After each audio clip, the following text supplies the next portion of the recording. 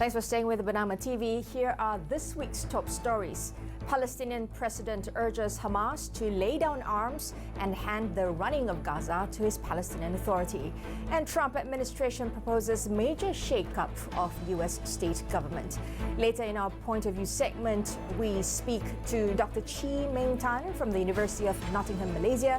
We will be discussing the topic of China's call to end tariffs. I'm ELANE. You're watching The World on Bernama TV.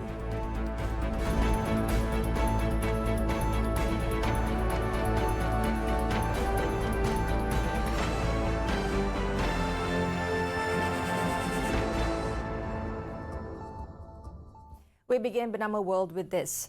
Palestinian President Mahmoud Abbas called on Hamas to lay down arms and hand the running of Gaza to his Palestinian Authority. This move is part of efforts to address international doubts regarding the authority's role at a critical moment for the region. Abbas was speaking at a leadership council where he's expected this week to name a successor amid pressure from Western and Arab powers concerned about the Palestinian Authority's ability to play a viable long-term role in peace efforts. In other news, Pakistan's Deputy Prime Minister visited Afghanistan recently and marked the first such high-level visit by Ishaq Dar since the Afghan Taliban seized power in 2021. The Deputy PM says Pakistan will be working with Afghanistan to prevent the use of either country's soil for the launch of terror attacks on one another's territory. Dar's visit comes despite an ongoing campaign aimed at the expulsion of Afghans living in the country illegally. Now, here's what we know. Pakistan plans to expel 3 million Afghans this year in its latest phase of a nationwide crackdown launched in October 2023. This is to expel foreigners living in Pakistan illegally, and most of them are Afghans. In other news, Iranian President Masoud Pezeshkian said the country is open to reaching an agreement with the U.S. in ongoing indirect talks, provided that the country's national interests are preserved.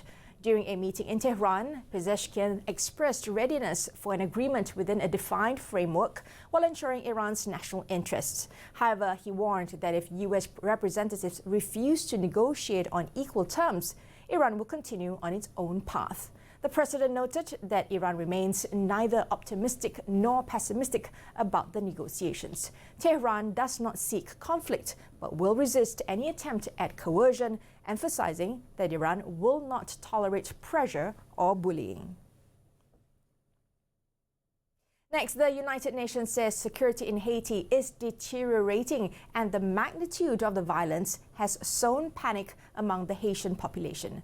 Maria Isabel Salvador, the special representative for Haiti, told the Security Council that stepping up international support for Haiti is more critical than ever and urged member states to support the 2025 Humanitarian Response Plan. Salvador commended Kenya's steadfast leadership and thanked all contributing member states. Moving on, in the U.S., the Trump administration is proposing a major overhaul of the U.S. State Department, aiming to eliminate over 100 offices, including those focused on war crimes and human rights, to align with President Trump's America First priorities. The plan would cut 132 of the department's 734 bureaus, with undersecretaries tasked to reduce staff by 15%. Reports suggest up to 700 positions may be eliminated. This move is part of a broader effort by Trump and advisor Elon Musk to shrink the federal government and reduce taxpayer spending, resulting in thousands of government job cuts. Spokesperson Tammy Bruce stated the proposal is still a roadmap and work on specific issues wouldn't be fully halted, though details remain unclear. In another development, China and the UAE agreed to step up investment cooperation and push for greater common development. The agreement was reached between the Chinese Vice Premier and the UAE Vice President during a meeting of the high-level China-UAE Investment Cooperation Committee, which they co-chaired via video link. Ding said that under the strategic guidance of the two countries' presidents, the China-UAE Comprehensive Strategic Partnership has flourished, setting a model for relations between China and Arab countries in the new era. On the global front, the IMF has sharply downgraded its global growth forecast, now projecting just 2.8% for 2025, down half a point from January, with only a slight recovery to 3% in 2026. This follows the US imposing new reciprocal tariffs, which the financial agency warns is a major negative shock to the global economy. Growth in advanced economies, including the US and the Eurozone, is expected to slow further, while emerging markets like China are seeing more modest revisions. The IMF also cautions that inflation is easing slower than expected, presenting new challenges for policymakers. Now, here's what the International Monetary Fund is saying about US tariffs. According to the agency, rising US tariffs are expected to slow global growth and drive inflation higher in 2025. The warning comes as the IMF and World Bank spring meetings get underway in Washington. The IMF says trade tensions, especially between US and China, are rattling markets and disrupting supply chains. Its chief warns that tariff uncertainty is stalling global progress. I'm off to a quick break. When I return, we'll be speaking with Dr. CHEE Tan, an assistant professor of business economics at the University of Nottingham, Malaysia. We'll be diving into China's call to end tariffs. That's coming up. Stay with us. You're watching Bernama World.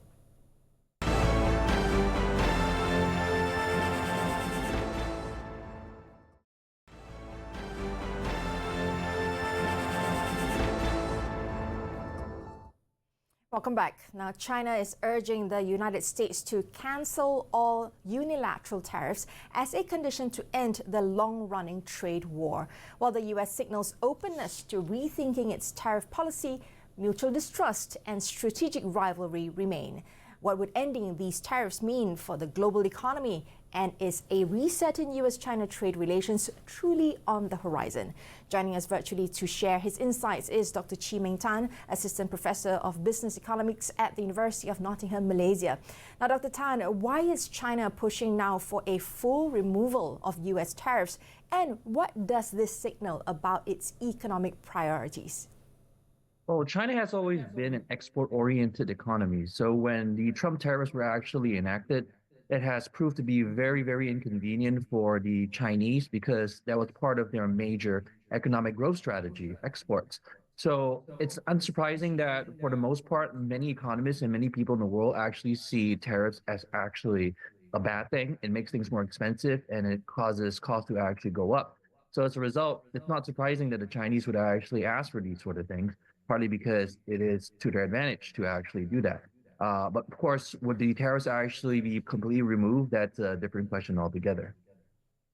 Now, from your view, how realistic is it that the US will agree to remove these tariffs anytime soon? I don't think it's likely because there are numerous news reports that say that the tariffs would not be 145%, but it would likely be around 50 or 60%, and that makes a lot of sense. Partly because the reason why the tariffs actually went so high was because of retaliation or retaliatory tariffs that came from China itself. Now, if Trump would actually remove the tariffs completely, that would actually sort of undermine his political credentials because during his presidential election in 2024, he did actually say that the tariffs towards China should at least be 60%, if not more. So it's not likely that this would actually happen unless he's trying to undermine his own political credentials in the US. Now, how would lifting these tariffs affect global supply chains and inflation, especially in developing countries? Well, for the most part, if the tariffs are actually very high towards certain countries, these countries may actually decide to relocate their operations elsewhere. And that would actually interrupt the supply chain quite easily because they have a set of factories, they have trained workers, and so on and so forth.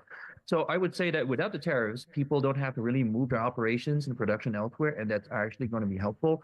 And in the short run, what has happened was because people were anticipating that tariffs would actually occur, they started stockpiling on goods and products, and that actually caused things to become more expensive. So if a deal could actually be struck between China and America, that would actually ease inflation and basically ensure that the global supply chain remains uninterrupted. Now, next, to what extent is this move by China about economics, and how much of it is actually about global power positioning? Well, for the most part, the main Chinese economic growth strategy has always been on exports. So I would say that a great deal of it is definitely in econ, but the other part of it is soft power as well. So China has actually portrayed itself as somewhat of a champion against tariffs. So the ironic part is the Americans are, well, America is supposedly a liberal democracy, yet they're actually becoming more protectionist these days. Whereas the Chinese are not a Western democracy, but they seem a lot more open in trade and business and so on. So when we're looking at this right now, I would say that China has a lot of advantage of posturing itself as a sort of champion against tariffs and against what Trump is actually doing. And that would actually win China a lot of brownie points. And that's actually a politically correct strategy. Now, how might businesses and investors globally respond if a trade truce or deal is announced? Well, when the tariffs were actually enacted on 9th of April, the markets did not actually fare very well, whether it's the US market or the global market. So I would assume that if a truce were to truly be concluded between Beijing and Washington, then it's very, very likely that the markets would actually soar. But the thing is, Trump is actually a very unpredictable person, and at the end of the day, whether the truce is actually seen as genuine or long lasting is a big question as well. So the optimism, while it may actually soar the markets early on, may actually sort of taper off very, very soon because of that. Now, do you have a projection on what you think will come out of this in terms of the request and the response? I'm pretty sure that the tariffs, U.S. tariffs on China will not be 145%. The only reason why it was that way was because when Trump imposed an extra 34% tariffs this year, well, on April 9th, in addition to the 20% that actually came in March, the total U.S. tariffs on China was actually 54%. So when China retaliated by imposing its own 34% tariffs on the U.S., basically Trump said, well, we're going to give you 84% tariff. And then when the Chinese retaliated again, the whole thing went up and it got to 145%. So it's basically political posturing, in my opinion.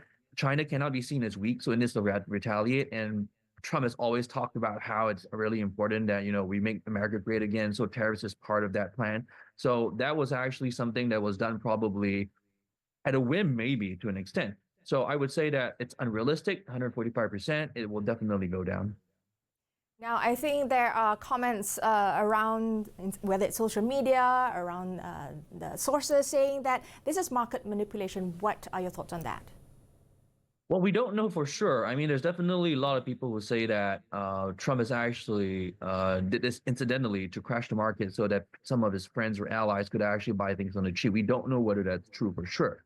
But what is certain is some people who have enough cash flow, who have enough assets, could actually purchase things that are cheap, and that benefited certain people. And it's actually caused some angst for a lot of other people. But it's really, really difficult to say what's really going on in that regard. Yes, there's a lot of conversation with regards to that. Now, finally, does this latest move signal a genuine thaw, or are we seeing another cycle in the long-term rivalry? What are your thoughts on this? Well, in politics, there's no such thing as permanent enemies or permanent friends. So as long as your interest is actually aligned, your friendship would actually remain.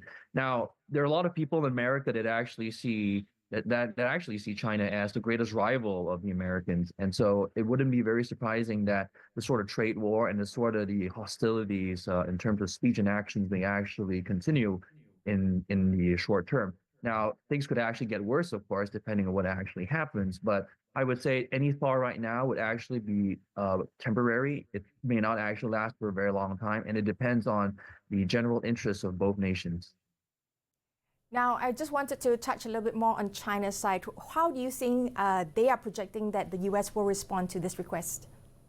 I'm very sure that the Chinese probably realized that Trump was actually not prepared to go all out because he did actually rescind or actually put U.S. tariffs on 60 other countries or trading blocks on hold for 90 days. And the reason was because there was the concern that there might be major inflation and even a global recession that may actually come from that. So I think in some sense, Trump seems to have blinked first and China is actually calling his bluff.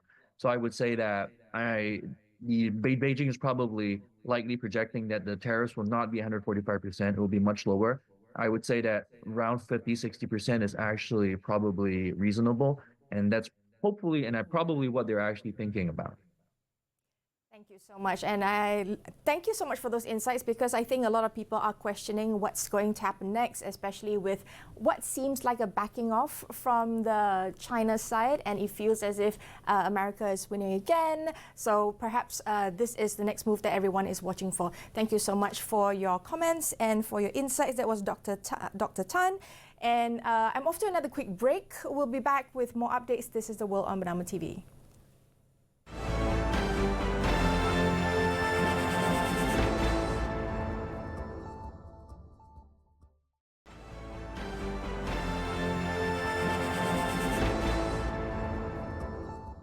Thanks for staying with us. FDA Commissioner Marty Makary says the agency will begin phasing out petroleum-based synthetic food dyes, citing health concerns linked to ADHD, obesity and diabetes.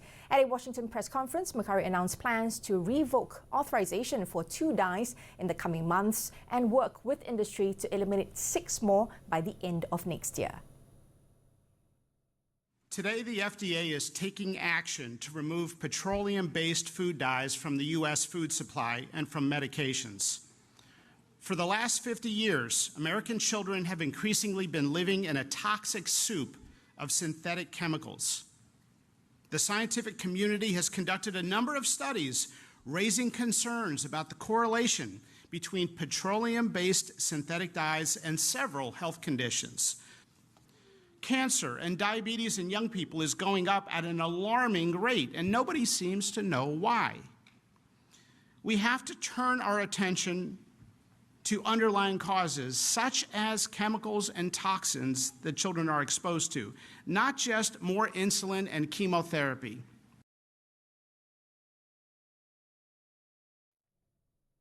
In another development, as fertility rates decline around the world, Chile is seeing one of the sharpest drops in Latin America. A sharp demographic shift hits the country as its fertility rate drops to just 1.1 children per woman.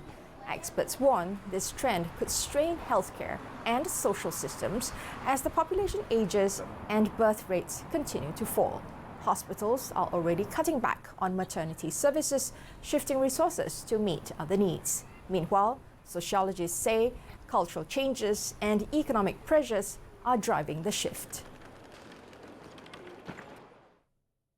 Moving on, Nepal quietly reflects on a painful chapter. This Friday, April 25th, marks the 10th year anniversary of a deadly 7.8 magnitude earthquake that hit Nepal and killed thousands of people.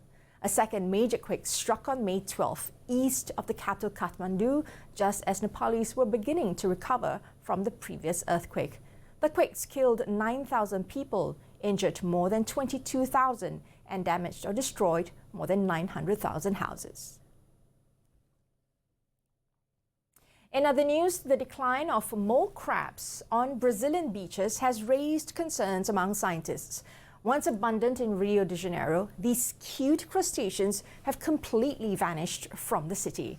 According to an ecology professor at UniRio, researchers are studying the decline of Emerita brasiliensis, a species of mole crab, noting that human activities like trampling, vehicle traffic, and sewage are damaging their habitats. This issue mirrors the global decline of similar species in places like Mexico, Uruguay, and the US, highlighting wider environmental challenges. According to the Heller and Young Space Observatory, a meteor lit up the skies over Rio Grande do Sul, Brazil. It entered the atmosphere over the Atlantic and traveled northeast, extinguishing over land. The most intense event of its kind since 2020, Observatory Director Carlos Fernando Young said it may be the largest meteor to hit the region. Searches are underway to locate debris and pinpoint possible impact sites. The rare event has caught on camera its brightness outshining even the moon. In Sydney, people lined the streets to watch the annual Anzac Day parade, which marks the anniversary of the Gallipoli landings. Thousands of veterans and current service members from Australia's Army, Navy and Air Force marched alongside Allied forces, honouring the Anzac soldiers who landed in Gallipoli, Turkey on April 25, 1915. That World War I campaign claimed over 130,000 lives. Anzac Day is a national holiday in Australia, commemorating all Australian and New Zealand troops from every conflict. Next year will mark 110 years since the historic landings. Well, it is Celebrate Director of Music. And that's a wrap for this hour's broadcast. Don't forget to visit bernama.com and follow us on social media channels YouTube, X, Instagram and Facebook for the latest news. I'm ELANE. This has been The World on Bernama TV. Thanks for watching.